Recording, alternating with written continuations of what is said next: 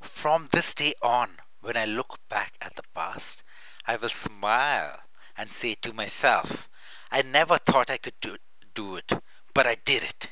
I overcame all the people who tried to bring me down.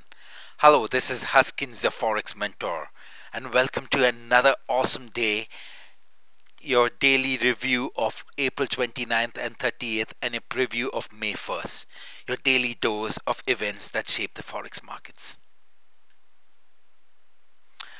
We had no trades. It was a time to reflect and learn, and we had a fantastic webinar for our clients today. And for our members only, they actually got to interact with me and learn the average true range. It was amazing. Thank you so much for your kind words after the webinar and even during it. It was really interactive. And for members, you'd get a link to the video recording in case y'all missed that. Now, for some news, the center left Italian Prime Minister vows to end austerity. Italy is dying from austerity alone. That's what the Prime Minister is saying. Basically, the newly selected Italian Prime Minister won a key vote of confidence in the lower house of Parliament after promising to focus on jobs and economic growth and reverse the harsh austerity. I've been telling you about this for some time right now, that the rhetoric of the world leaders, right from Obama to all the European leaders to Japan, to China, to Australia, all of them have had the same approach. They're talking, austerity is not the only way, and they want to see growth and not cut down on government spending at the cost of everything. And all of that has now resulted in policy shifts. Now, basically, he made statements like Italy is dying from austerity alone, and growth policies cannot cannot. Let me read it out. Yeah, growth policies cannot wait. Um, so these were his words, and basically he will suspend an unpopular tax on primary residences and change the tax to make it fairer on those who are less wealthy. Um, Now, another thing is that a lot of this is even showmanship. He's center left. Uh, Earlier, the Italian prime ministers and the members of parliaments used to come, in chauffeur-driven cars. Now they come in by taxi, or a lot of them even walk it up. But now, what I'm focused on, I do not care whether they actually have a chauffeur driven car or they walk it up. What I am actually focused on, how can I make money out of this, right? How can I look at what's happening in Italy and gauge where the euro is headed? And that's the reason why I have created a theory called bond pricing theory. I'm going to share with you a little information on the Italian borrowing cost. Basically, Italy's borrowing cost hit lowest rate in about 2.5 years. Now, this is the 3-year chart of Italy's 10-year borrowing cost. So basically, this is a 10-year treasury. I mean, 10-year sovereign bond from um, Italy. What is a bond? A bond is an instrument, basically is an IOU instrument which the bond issues to the holders. If I have to take money, I can either raise it through the stock market, where I share a percentage of my profits, or I can raise it through the bond market.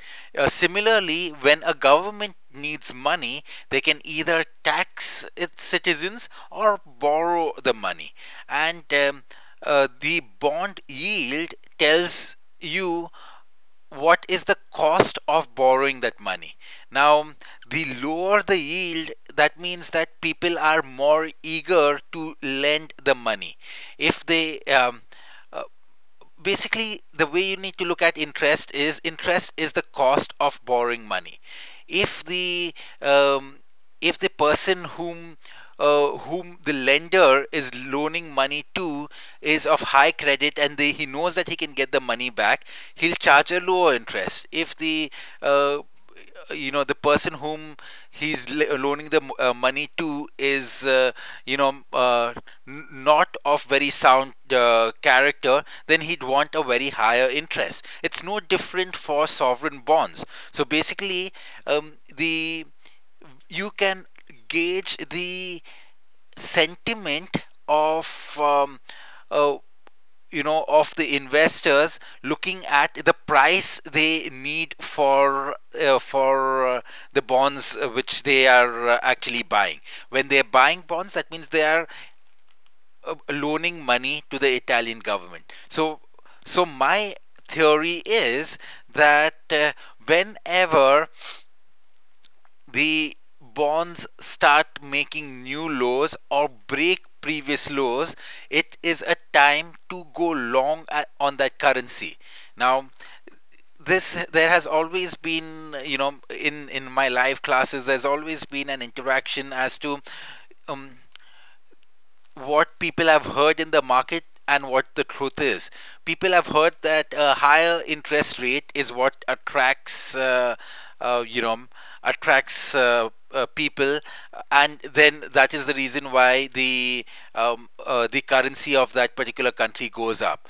But not in this particular case. In this particular case, you want to have the lowest interest rate possible, so that that people are not afraid to loan money to the government. For example, your German bonds rates are always lower than the Italian bond rates, which are always lower than Spain's bond rate, which are always lower than the Greek bond rate. So basically, what I've done is that now, looking at the bond rates, you'll be able to gauge which country has the highest credit rating. So now let us look at my theory in action, and let's look at a few dates in which we had we were breaking new lows and new highs in the Italian bond pricing. Okay, let us start from 2011. In 2011, this particular high was a significant high on the bond. Now, this is basically from Bloomberg. It's freely available Italian bond prices, and the currency which we'd be looking at is Italy's currency, which is the euro. So now, my theory is that when you break new significant highs, it is time to go short on the euro, and the time you break new significant lows, it is time to go long on the euro. Fair enough. So now let us see. This was a significant high. When did it actually break? About 28th of October. All right. So I'm marking that on my chart. Then on 19th of January, we started going down, a downtrend. So it was time to actually buy. And let me even share with you something closer to date, so that you can have a look at that. And let us see, out here we have somewhere in August, we started breaking these significant lows. All right. And somewhere in um, August of 2012. Okay. So let us see, I've plotted this on the European chart, and you see that every time we had a significant break of lows, we've had a decent, we could go blind, at that particular time, and we could buy or sell depending on on the bond pricing theory. Now, this is a theory which I have developed. Of course, it's going to have some holes in it. We cannot trade this in isolation, but I thought I'd share how we look at cross current currency, or not only cross currency but cross market analysis, to gauge what the market sentiment is, because I can either rely on a review, or of a company who's asked people in Europe what do they think the way the government is doing. But instead of asking people's their opinion, let me see what they vote with their money. And looking at the bond markets, looking at the stock markets, I could infer uh, what's happening with their economy, and hence what's going to happen with their currency. I hope you enjoyed today's presentation. Um, Let me look at what do we have for the rest of this week. Tomorrow we have UK's manufacturing PMI at 4:30, and the United States ISM Manufacturing. Um, so both of them are a green go-ahead trades. However, one needs to be aware that tomorrow is a bank holiday on for most of Europe, and of course, it's a bank holiday, for Switzerland too, which is again, in the European region area, though it's not a part of the EU. So we need to trade cautiously, but I think the trades. We should yet be able to pick up some pips. So let's see what tomorrow brings us. Have a wonderful day. Thanks.